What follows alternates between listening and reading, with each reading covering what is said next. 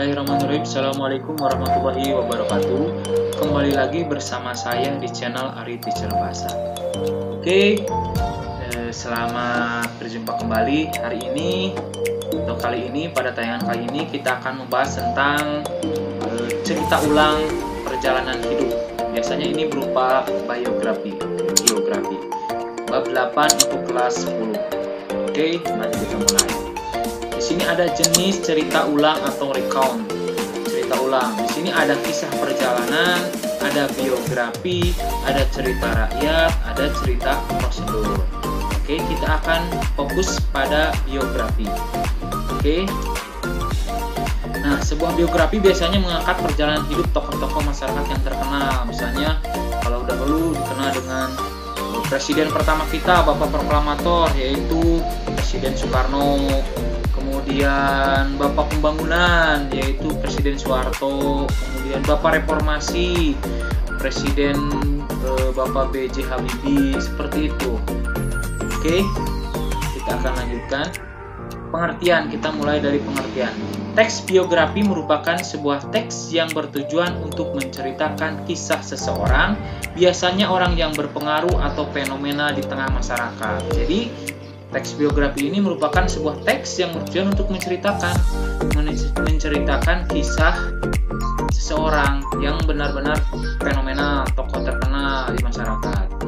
Nah, di sini teks biografi bertujuan untuk mengedukasi masyarakat terkait berbagai sisi dari sebuah tokoh. Sisi itu tidak selalu tentang sisi baik atau sisi buruk yang sudah familiar di tengah masyarakat. Seperti itu. Kemudian di sini kita ciri-ciri teks biografi. Yang pertama, memuat fakta. Oke. Teks biografi bukanlah teks fiksi, jadi bukan teks khayalan. Ia menggambarkan kenyataan atau teks fakta di sini. Ia menggambarkan kenyataan dari tokoh tersebut, tetapi disampaikan secara naratif.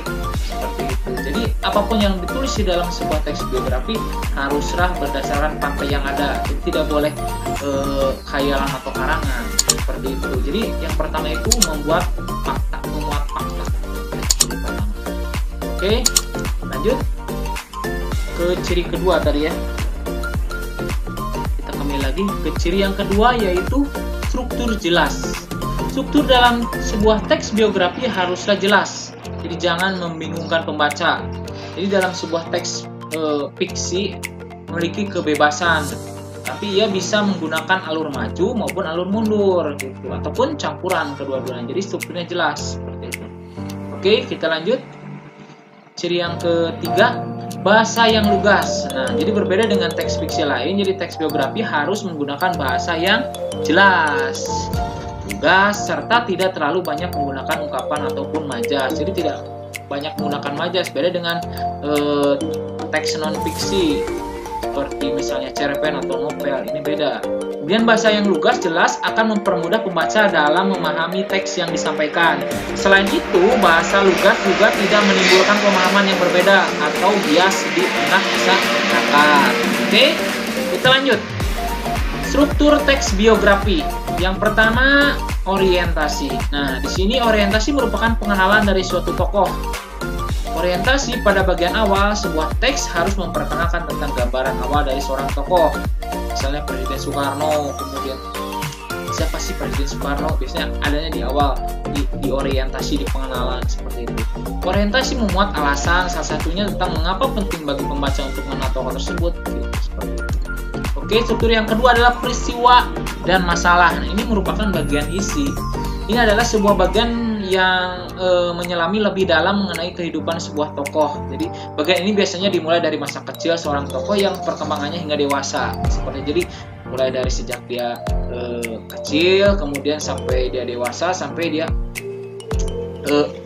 mungkin untuk usia seperti itu. Atau misalnya kalau lagi top-topnya, lagi menjabat, lagi fenomenalnya seperti itu. Bagian ini biasanya dijelaskan melalui suka duka di dalam tokoh dan bagaimana seorang tokoh dapat menjadi seperti sekarang. Seperti itu kan. Bagian sisi ini menceritakan secara lugas mengenai fakta-fakta hidup yang ada di dalam kehidupan seorang tokoh. Kemudian yang ketiga, reorientasi. Nah, ini merupakan bagian penutup dari sebuah teks biografi. Nah, reorientasi memberikan kesimpulan terkait suatu tokoh. Namun, meskipun memberikan kesimpulan, tetap saja orientasi harus bersifat netral. Jadi, tidak boleh memihak, tidak boleh membesar-besarkan, tidak boleh mengurang-urangkan. Jadi, netral. Oke. Selanjutnya, unsur kebahasaan teks biografi. Nah, di sini yang pertama adalah kata hubung. Jadi kata hubung merupakan kata yang berfungsi sebagai penghubung satu kata dengan kata yang lain. Misalnya kata hubung membuat sebuah kalimat jadi efektif dan juga untuk enak dibaca, seperti itu. Kata hubung biasanya berfungsi menjadi dua. Yang pertama adalah konjungsi intra kalimat. Contoh konjungsi intra kalimat adalah tetapi, kemudian, lalu, dan sebagainya, seperti itu. Yang kedua, rujukan kata. Nah, di sini rujukan kata merupakan kata yang merujuk pada suatu yang sudah disebutkan sebelumnya. Apa fungsi dari rujukan kata katanya? Jadi fungsinya adalah supaya penulis tidak mengulang-ulang sebuah kata yang sama, seperti itu. Contohnya misalnya dalam rujukannya ini, itu, di sini, di situ. Nah, seperti itu kan. Jadi rujukan kata dapat bervariasi dan sebaliknya digunakan.